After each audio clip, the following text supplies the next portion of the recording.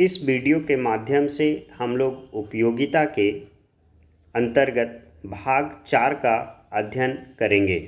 भाग 1 में हम लोगों ने उपयोगिता को देखा, उसके विशेषताओं को, उपयोगिता के माप को देखा, उपयोगिता माप के प्रमुख सिद्धांतों का जिक्र किया।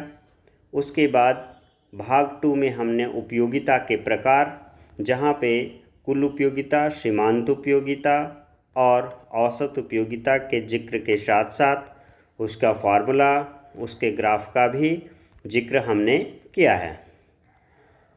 फिर भाग 2 में ही हमने कुल उपयोगिता, औसत उपयोगिता, सीमांत उपयोगिता के डेफिनेशन को, सीमांत उपयोगिता के 3 प्रमुख प्रकार धनात्मक, शून्य और ऋणात्मक सीमांत उपयोगिता का जिक्र किया है। भाग 3 में हमने ह्रासमान सीमांत उपयोगिता के नियम को, उसके मान्यताओं, ग्राफिकल और टेबल के आधार पर उसके प्रेजेंटेशन किया था। कुल उपयोगिता और सीमांत उपयोगिता के बीच संबंध को देखा। आज इस टॉपिक में हम लोग भाग 4 में ह्रासमान सीमांत उपयोगिता के नियम के अपवाद को देखेंगे और ये एक बहुत ही महत्वपूर्ण टॉपिक हो जाता है इसलिए क्योंकि हम लोग सारे नियम जानने के बाद कुछ ऐसे सिचुएशंस होते हैं, कुछ ऐसे कंडीशंस होते हैं जहाँ पे इसे हम लागू नहीं कर सकते हैं, है ना। तो ये इसको जानना अति आवश्यक हो जाता है। नंबर 1 पॉइंट जो इसका पहला अपवाद है वो ये है कि उपभोग की जाने वाली वस्तुओं की इकाई बहुत छोटी छोटी ना हो। अर्थात कहने का मतलब है, एक अर्थशास्त्री प्रोफेसर चैपमैन ने इस अपवाद के संबंध में चाय बनाने के लिए कोयले का उदाहरण दिया था, ठीक है। और उन्होंने कहा था कि यदि चाय बनाने वाले व्यक्ति को कोयले का एक एक टुकड़ा दिया जाता है तो उसके लिए प्रत्येक अगले टुकड़े की उपयोगिता बढ़ती जाती है। अर्थात कहने का मतलब है कि जो हमारा ह्रासमान सीमांत उपयोगिता नियम कहता है कि जैसे जैसे इकाई का उपभोग करते जाते हैं तो उससे सीमांत उपयोगिता घटती जाती है, लेकिन यहाँ तो बढ़ते जा रहा है। तो इसलिए बढ़ रहा है क्योंकि छोटी छोटी इकाइयों का प्रयोग किया जा रहा है, ठीक है। इसीलिए ये कहा गया है कि छोटी छोटी इकाइयाँ न होनी चाहिए जो भी वस्तु या सेवा का उपभोग किया जा रहा है। सेकेंड पॉइंट है शराबी व्यक्ति। याद करो कि हमने एजम्पशंस में आपको बताया था कि उपभोक्ता की मानसिक स्थिति सामान्य होनी चाहिए। जब हम एक शराबी की बात करते हैं तो एक शराबी जब शराब की उत्तरोत्तर इकाइयों का उपभोग करता है तो वह अत्यंत आनंद का अनुभव करता है। जिससे क्या स्पष्ट होता है? जिससे स्पष्ट ये होता है कि उसकी सीमांत उपयोगिता बढ़ती जा रही है ना। तो वैसी स्थिति में भी यह नियम लागू नहीं होता है। थर्ड है दुर्लभ एवं विचित्र वस्तुएं। अर्थात यहाँ पे ये है कि जैसे एग्जाम्पल हम लेते हैं सिक्के व टिकटों। सिक्के या टिकटों का संग्रह करने वाला व्यक्ति ज्यों-ज्यों जैसे जैसे नए सिक्कों और टिकटों को प्राप्त करता जाता है त्यों-त्यों उसके अगले इकाई या प्रत्येक अगले इकाई व टिकट से मिलने वाली उपयोगिता उसके लिए बढ़ती जाती है। एग्जाम्पल आप समझ ही गए होंगे कि मान लिया जाए आपके पास पैसों की इकाई को अगर बढ़ाते जाए 10 रुपया, 20 रुपया, 30 रुपया, तो क्या आपसे अगर कोई पूछेगा क्या आपकी उपयोगिता घट रही है तो आप बोलेंगे। वैसे स्थिति में आपकी उपयोगिता बढ़ती चली जाती। इसीलिए कहा गया है कि जब दुर्लभ या विचित्र वस्तुएं, मनी कितना, करेंसी कितना इंपॉर्टेंट चीज़ है वो हर एक लोग जानता है। मुद्रा कितना महत्वपूर्ण चीज़ है ना। हर एक लोगों को ये मालूम है मुद्रा का इम्पॉर्टेंस। तो इसीलिए कहा जाता है कि दुर्लभ और विचित्र वस्तुएं जब होती हैं तब भी ये ह्रासमान सीमांत उपयोगिता का नियम लागू नहीं होता है। इसीलिए ये एक अपवाद बनकर रह गया है। नेक्स्ट 4.5 की बात करते हैं, धन संचय की प्रवृत्ति। धन संचय की प्रवृत्ति अर्थात कहने का वही है, अगर थोड़ा सा ध्यान दें दुर्लभ और विचित्र वस्तुएं से संबंधित ही कि अगर लगातार किसी व्यक्ति को धन करने, धन संचय करने, धन जमा करने की प्रवृत्ति है, वो अपने पास अधिक से अधिक धन जमा करते जा रहा है, तो उसकी सीमांत उपयोगिता क्या घटेगा? नहीं, बढ़ते चला जाता है ना। लगातार संचय करते रहने से धन की उपयोगिता घटती नहीं है। इसी प्रकार शान शौकत या दिखावा की हम लोग बात करते हैं, है ना, जो नेक्स्ट पॉइंट आप देख पा रहे हैं 5th नंबर। तो शान शौकत व दिखाने के लिए किए जाने वाले प्रयत्नों से भी उपयोगिता घटती नहीं है बल्कि बढ़ती जाती है। इन अपवादों के संबंध में भी यही कहा जाता है कि ये अपवाद नियम के वास्तविक अपवाद नहीं हैं, क्योंकि अर्थशास्त्र में एक वास्तविक व्यक्ति का अध्ययन किया जाता है। किस व्यक्ति का? वास्तविक व्यक्ति का अध्ययन किया जाता है, जबकि रात दिन धन संग्रह, शान शौकत व दिखावे के प्रयत्नों में लगे हुए मशीनी व्यक्ति के संदर्भ में यह अपवाद लागू होगा। इसीलिए ह्रासमान सीमांत उपयोगिता के नियम का ये एक अपवाद बनकर रह जाता है। नेक्स्ट है सुरीली गीत या सुंदर कविता या अच्छा साहित्य की बात करते हैं, तो ऐसे सिचुएशन में भी, ऐसी अवस्थाओं में भी सीमांत उपयोगिता ह्रास नियम लागू नहीं होता है और यह एक अपवाद के रूप में जाना जाता है। इन सबों, अर्थात कहने का मतलब सुरीली गीत या सुंदर कविता या अच्छा साहित्य, सब बातों में उपयोगिता ह्रास नियम लागू नहीं होता है। इन सब बातों में ह्रासमान उपयोगिता नियम लागू नहीं होता है। यदि ऐसा होता तो कवि सम्मेलन में पुनः पुनः की ध्वनियाँ क्यों गूंजती? यहाँ एक क्वेश्चन ये उठता है ना, क्योंकि बहुत सारे कवि सम्मेलन जब होते हैं तो एक ही कविता बार बार वहाँ पे भी होता है। किसी सुरीले गीत को बार बार सुनने का मन करता है ना। अगर अच्छा सुरीला गीत है तो उसको बार बार सुनने का मन करता है।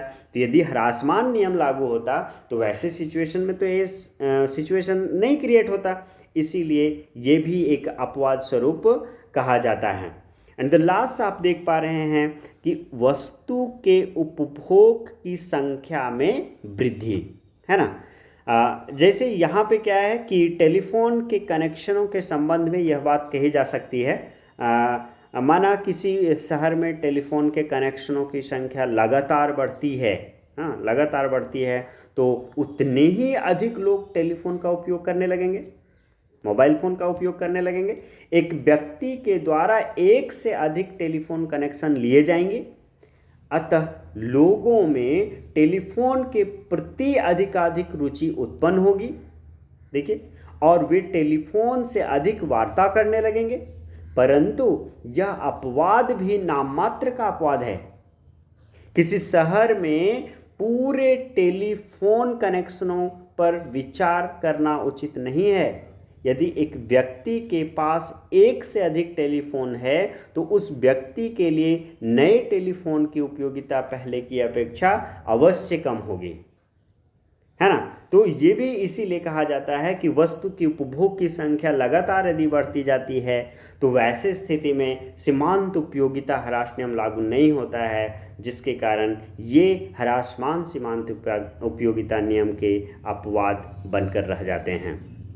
अब यहाँ पे एक पॉइंट हम लोग पर डिस्कस करेंगे कि नियम लागू होने के कारण, अर्थात ह्रासमान सीमांत उपयोगिता नियम क्यों लागू होता है, क्या कारण है कि ये नियम लागू होता है। तो इसमें से नंबर 1 आप देख पा रहे हैं, पूर्ण स्थानापन्न वस्तु का अभाव।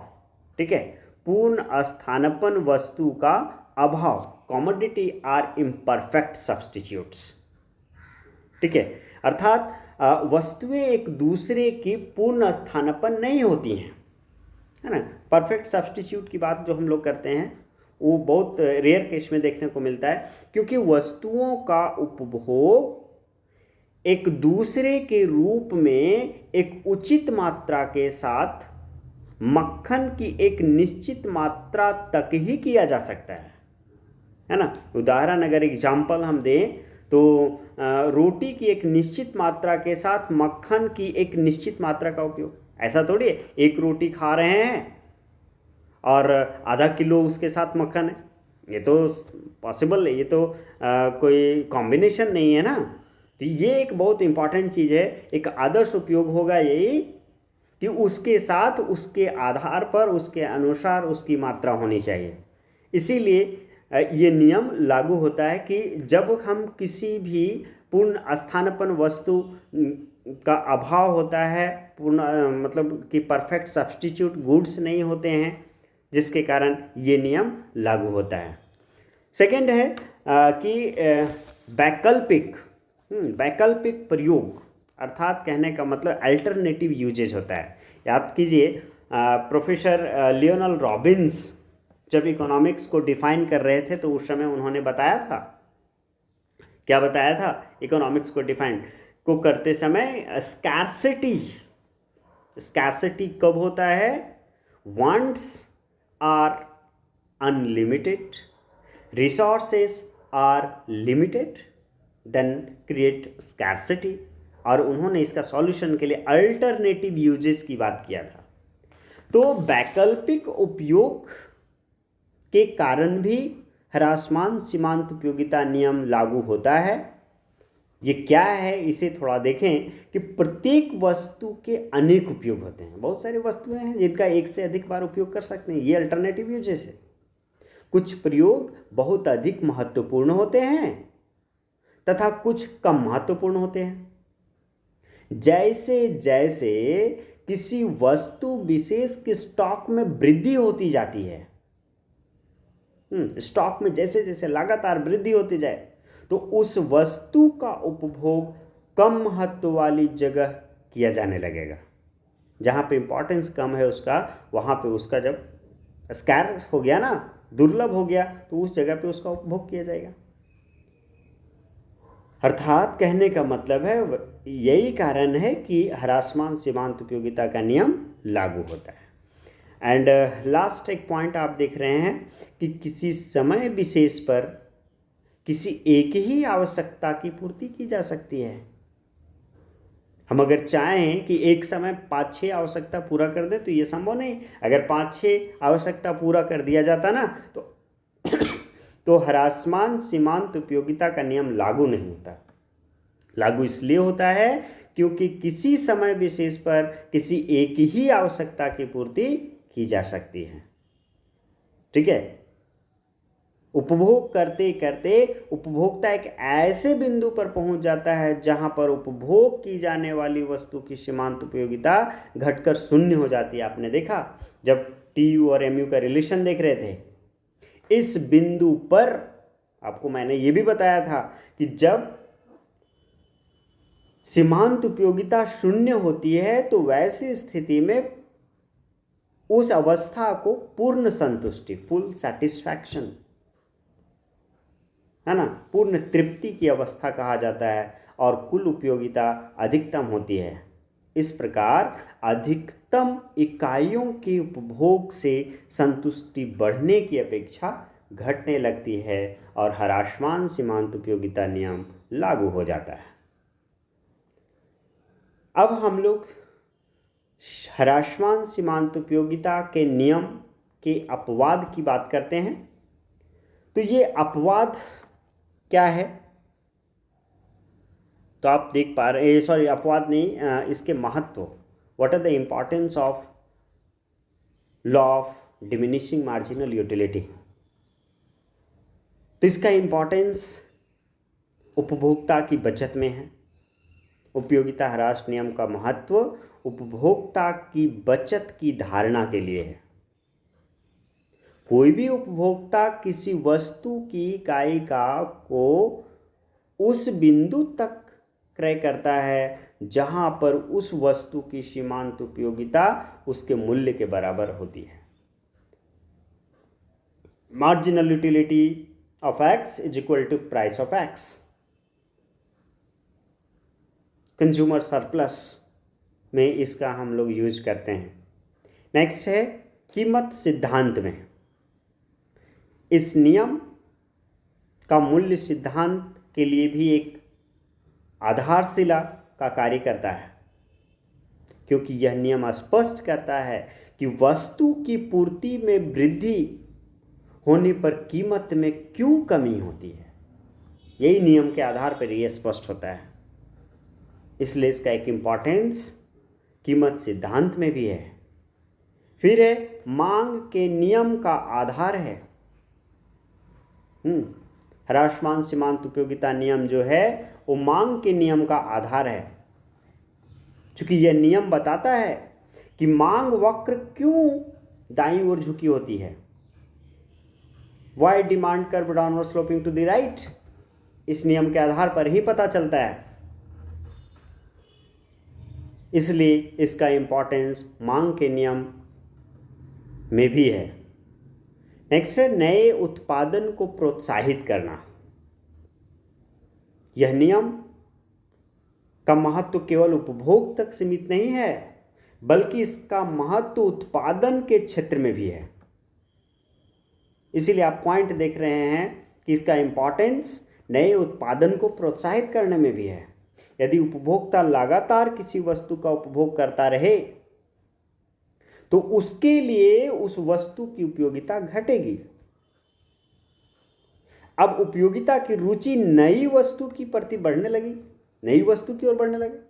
जैसे किसी भी वस्तु का आप लगातार जब उपभोग करेंगे तो उसके प्रति आपकी उपयोगिता तो घटेगी, परंतु यदि दूसरा कोई वस्तु है तो उसकी ओर बढ़ेगा। आप उसका डिमांड करेंगे तब तो उसको प्रोडक्शन करना पड़ेगा ना। तो ये है कि नए उत्पादन को प्रोत्साहित करने का काम ह्रासमान सीमांत उपयोगिता नियम का भी एक महत्व है।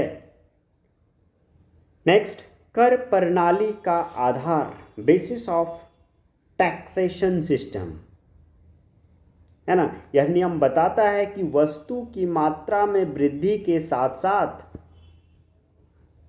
उसकी उपयोगिता में कमी होती है, उसकी उपयोगिता में कमी होती है। यही बात मुद्रा के संबंध में भी लागू होती है। मुद्रा की उपयोगिता एक धनी व्यक्ति की अपेक्षा निर्धन व्यक्ति के लिए अधिक होती है, ध्यान रखेंगे। जो धनी व्यक्ति है उसके मुद्रा का इंपॉर्टेंस बहुत कम है, लेकिन जब कोई गरीब व्यक्ति, कोई निर्धन व्यक्ति है तो उसका मुद्रा का इंपॉर्टेंस उसके पास अधिक है। सरकार इस आधार पर धनी व्यक्ति पर प्रगतिशील कर, प्रोग्रेसिव टैक्स होता है, अधिक इनकम अधिक टैक्स, कम इनकम कम टैक्स, ठीक है। तो ये नियम यहां भी एक महत्वपूर्ण भूमिका निभाती है।